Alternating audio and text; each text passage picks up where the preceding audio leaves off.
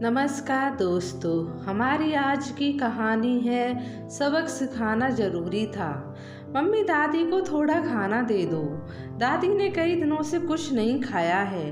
बहू ने डॉली को डांटते हुए कहा, चुप कर दादी की चमची, चुपचाप यहाँ से चली जा।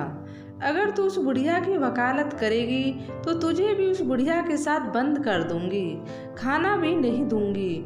उस बुढ़िया के लिए मैंने कुछ नहीं बनाया है। अगर मेरा बस चले तो मैं इस बुढ़िया को भूखे ही मार दूं। जिस दिन यह मरेगी मेरा पीछा छूटेगा। पता नहीं कब तक उसको और झेलना पड़ेगा। और हाँ, मेरी एक बात सुन, अगर तूने इस बुढ़िया के कमरे का दरवाज़ा खोला तो मैं तेरी खूब पिटाई लगाऊंगी। बहू ने रसोई में खाना पकाया और अपनी 8 साल की बेटी डॉली को आवाज़ लगाई। माँ की आवाज़ सुनकर डॉली रसोई में गई और माँ से बोली, माँ आपने मुझे बुलाया है क्या? बहू बोली, हाँ मैंने तुझे बुलाया। यह रोटी का डब्बा पकड़ और कमरे में ले चल। मैं सब्जी लेकर आती हूँ, तुझे और सोनू को खाना खिला देती हूँ। ठीक है मम्मी, कहकर डॉली रोटी का डब्बा लेकर अंदर कमरे में चली गई। पायल सब्जी का बर्तन लेकर कमरे में चली जाती है और अपने दोनों बच्चों को खाना खिलाकर खुद भी प्लेट में खाना निकालकर खाने लगती है। खाना खाकर पायल बची हुई सब्जी का डब्बा वापस रसोई में रख देती है। रोटी के डब्बे में एक रोटी बच जाती है और उस रोटी को डब्बे में रखकर रसोई में एक छोटा सा ताला लगा देती है। दोपहर के 2 बज रहे थे। पायल अपने दोनों बच्चों को लेकर सोने के लिए कमरे में चली जाती है। थोड़ी देर में पायल सो जाती है, परंतु डॉली को नींद नहीं आती है। वो अपनी माँ के सोने का इंतजार करती है। डॉली धीरे से उठती है और दरवाज़ा खोलकर कमरे से बाहर निकल जाती है। वो सीधे अपनी दादी के कमरे के पास जाती है और खिड़की के अंदर झांकने लगती है। अपनी दादी को धीरे से आवाज़ लगाती है जिससे उसकी मम्मी आवाज़ सुनकर जाग ना जाए। उसकी आवाज़ सुनकर दादी तुरंत खिड़की के पास आ जाती है। 8 साल की डॉली अपनी दादी से कहती है, दादी मैंने मम्मी से कहा था कि मम्मी दादी को रोटी दे दो, लेकिन उन्होंने मना कर दिया। दादी आपको बहुत भूख लगी होगी ना, आपने कल से कुछ भी नहीं खाया है। दादी कहती है, हाँ बेटा, भूख तो बहुत तेज लगी है, जा मेरे लिए कैसे भी करके एक रोटी ले आ। डॉली कहती है, दादी एक रोटी बची है, लेकिन वो भी रसोई में रखी है, लेकिन रसोई के दरवाजे पर मम्मी ने ताला लगा दिया है, मैं रोटी कैसे लेकर आऊँ। डॉली अपनी दादी के लिए बहुत परेशान हो रही होती है कि मेरी दादी को 2 दिन से भूखी है, उन्हें कुछ तरह से रोटी दे दें जिससे दादी की भूख शांत हो जाए। डॉली को परेशान देखकर दादी कहती है, बेटा तू परेशान मत हो, भगवान ने कहीं ना कहीं मेरा भी इंतजाम कर रखा होगा। तू अपने कमरे में चली जा, अगर तेरी मम्मी ने तुझे यहाँ देख लिया तो तेरी पिटाई कर देगी। डॉली उदास मन से अपने कमरे में चली गई और चुपके से अपनी माँ के पास जाकर सोने का नाटक करने लगी। डॉली की दादी का नाम शकुंतला जी है। शकुंतला जी का बेटा है जिसका नाम सुनील है।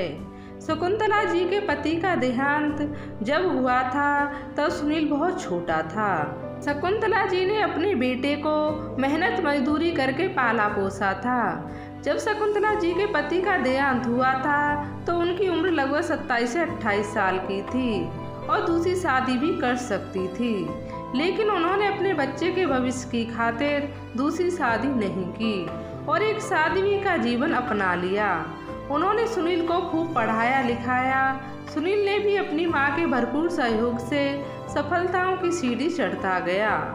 उसने भी कभी माँ को मायूस नहीं किया, क्योंकि उसने माँ की बेबसी और लाचारी अपनी आंखों से देखी थी। सुनील बचपन से ही अपनी माँ को मेहनत मजदूरी करते देखता आया था, इसलिए सुनील ने भी दिल लगाकर पढ़ाई लिखाई की। सुनील अपनी माँ से बहुत प्यार करता था और उनका बहुत सम्मान करता था। उसे इस बात का एहसास था कि उसकी माँ ने उसके लिए कितने त्याग किए हैं। सुनील अपनी माँ को हमेशा खुश देखना चाहता था। वो अपने आप को बहुत खुश नसीब मानता था कि उसे शकुंतला जी जैसी माँ मिली है।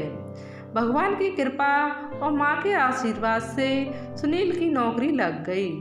नौकरी के लिए उसे दूसरे शहर जाना पड़ा।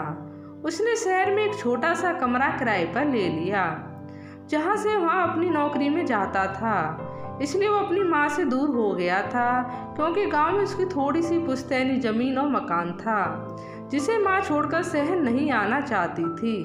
वह 15 से 20 दिन में शनिवार के शाम को घर के लिए निकल जाता था और सोमवार को सुबह शहर अपनी नौकरी के लिए निकल जाता था। माँ ने सुनील की शादी कर दी। सुनील के 2 बच्चे हैं, एक 8 साल की डॉली और एक 4 साल का सोनू। सुनील जब भी आता है या कोई भी चीज़ लाता, वो अपनी माँ के पास जाकर अपनी माँ के हाथों में रख देता। यह सब देखकर उसकी पत्नी मन ही मन कुढ़ा करती और अपनी सास से नफरत करती थी। वो मन ही मन सोचती, मेरा पति मुझसे ज़्यादा अपनी माँ से प्यार करता है। धीरे धीरे इसी बात ने उसके मन में एक गहरा घाव भरने लगी और वह भीतर ही भीतर जलने लगी। इसलिए वो अपने पति के पीछे अपनी सास के साथ बहुत गलत व्यवहार करने लगी थी। उसने अपनी सास को भूखा रखना शुरू कर दिया। अब कितनी बार वो अपनी सास को खाना नहीं देती, कई बार तो उनको कमरे में ही बंद कर देती। सुनील की बेटी डॉली बिल्कुल अपने पिता पर गई थी, इसलिए वो अपनी दादी पर जान छिड़कती थी।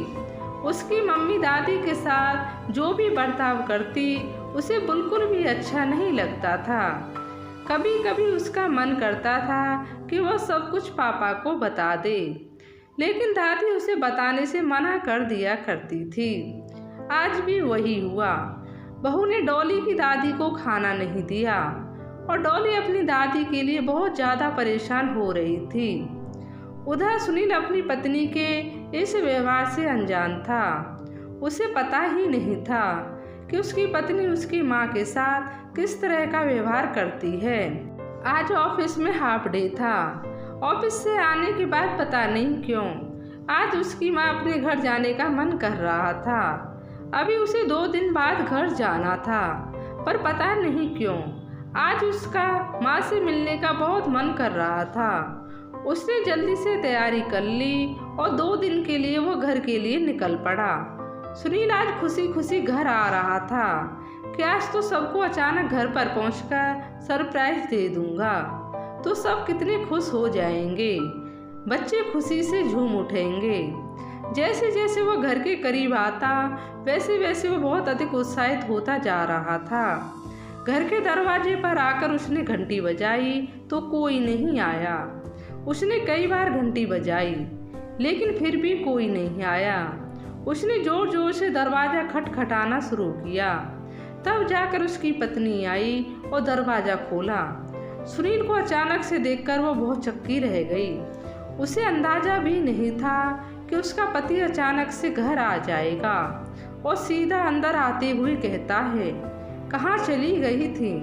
कितनी देर से दरवाज़ा पीट रहा हूँ। आसमान निकल गया था या धरती खा गई थी, किसी ने भी नहीं सुना। वो मैं रसोई में बर्तन धो रही थी तो पानी की आवाज़ से कुछ भी सुनाई नहीं दिया। सुनील ने पूछा कि माँ कहीं दिखाई नहीं दे रही। वह इधर उधर देखता हुआ माँ के कमरे की ओर गया। उसने देखा माँ के दरवाजे पर बाहर से कुंडी लगी है। उसने अपनी पत्नी से पूछा, माँ कहीं गई हैं क्या? इतने में उसकी बेटी डॉली दौड़ी आई और वो बोली, पापा दादी अंदर हैं। तब सुनील अपनी पत्नी से पूछा, माँ के दरवाजे पर बाहर से कुंडी किसने लगाई? उसकी पत्नी बोली, बच्चों ने खेल खेल में लगा दी होगी। सुनील ने कहा, बच्चों ने बाहर से कुंडी लगा दी और तुम देख भी नहीं सकती थी। सुनील ने दरवाज़ा खोला तो देखा माँ फर्श पर बेसुध पड़ी है। उसने माँ को उठाया और उन्हें चारपाई में लिटाया। अपनी पत्नी से कहा, दौड़कर पानी ले आओ। वह दौड़कर पानी लाई। सुनील ने पानी की कुछ बूंदें अपनी माँ के मुंह पर छिड़क दी और अपने हाथों से थोड़ा सा पानी पिलाया तो माँ ने आँख खोल दी। वो अपनी बेटी को सामने देखकर बच्चों की तरह रो पड़ी। सुनील ने पूछा कि माँ फर्श पर क्यों लेटी थी। इससे पहले वो जवाब दे पाती वो फिर से बेहोश हो गई। सुनील अपनी गोद में अपनी माँ को उठाकर सीधा बाहर दौड़ा और वहाँ से उन्हें गाड़ी में बिठाकर अस्पताल ले गया। डॉक्टर ने सुनील की माँ को देखा और उन्हें ग्लूकोज चढ़ाया। सुनील की माँ धीरे धीरे होश में आने लगी। डॉक्टर ने सुनील को डांटते स्वर में कहा, आप अपनी माता जी का खाने पीने का ख्याल नहीं रखते हैं क्या? इस उम्र में खाने की कमी से शरीर से बहुत ज़्यादा कमजोरी हो जाती है। बेचारे बूढ़े इस उम्र में खाते ही कितना हैं, सिर्फ एक रोटी या आधी रोटी। आजकल के बच्चे तो उन्हें यह भी नहीं खिला पाते हैं। सुनील ने अपना सर शर्म से नीचे झुका लिया और डॉक्टर की बात सुनता रहा। उसने डॉक्टर से कहा, सर आज से मैं अपनी माँ का बहुत ख्याल रखूँगा। डॉक्टर ने कुछ दवाइयों के साथ शकुंतला जी को अस्पताल से डिस्चार्ज कर दिया और चेतावनी दी, इनके खाने पीने का ख्याल भली भांति रखिएगा, अन्यथा भविष्य में उनकी हालत और गंभीर हो सकती है। दवाइयों से तो यह अभी ठीक हो जाएंगी, लेकिन उन्हें आपके प्यार और देखभाल की ज़रूरत है। सुनील माँ को घर लेकर आया। उसने अपने ऑफिस से 15 दिन की छुट्टी ले ली। उसने लगातार 15 दिन तक अपनी माँ की सेवा की। अपने पापा को दादी की सेवा करते देख एक दिन नन्ही डॉली ने सारा वाक्य अपने पिता को कह सुनाया। पापा, दादी की तबीयत मम्मी की वजह से खराब हुई है। मम्मी दादी को खाना नहीं देती थी, उन्हें कमरे में बंद कर देती थी, इसलिए दादी की तबीयत खराब हो गई। यह सुनते ही सुनील को बहुत गुस्सा आया और उसने सीधा रसोई में जाकर अपनी पत्नी का हाथ पकड़कर घर से बाहर निकाल दिया। उसकी पत्नी को कुछ समझ में नहीं आया। उसने सुनील से पूछा, आप मेरे साथ ऐसा व्यवहार क्यों कर रहे हैं? तो सुनील ने कहा, मैं तो तुम्हारे साथ कुछ भी नहीं कर रहा हूँ। जो तुमने मेरी माँ के साथ किया, क्या वो तुम्हारा अच्छा व्यवहार था? आज से तुम्हारे इस घर में और मेरी जिंदगी में कोई ज़रूरत नहीं है। बेटे की ऊंची आवाज़ सुनकर शकुंतला जी अपने कमरे से दौड़ी आईं। उन्होंने देखा बेटे ने बहू को बाहर निकालकर दरवाज़ा अंदर से लॉक कर दिया है। वो अपने बेटे से बोली, बेटा तू यह क्या कर रहा है? इतनी रात को बहू को घर से बाहर निकाल रहा है। तब सुनील बोला, माँ, उसकी हिम्मत कैसे हुई तुम्हारे साथ ऐसा व्यवहार करने की? अरे लोग तो जानवरों के साथ भी इस तरह का व्यवहार नहीं करते हैं, और उसने मेरी माँ के साथ ऐसा व्यवहार किया है। उसकी अब इस घर में और मुझे कोई ज़रूरत नहीं है। शकुंतला जी बोली, तुझे बहू की ज़रूरत हो या ना हो, इन दो मासूमों को तो उसकी ज़रूरत है।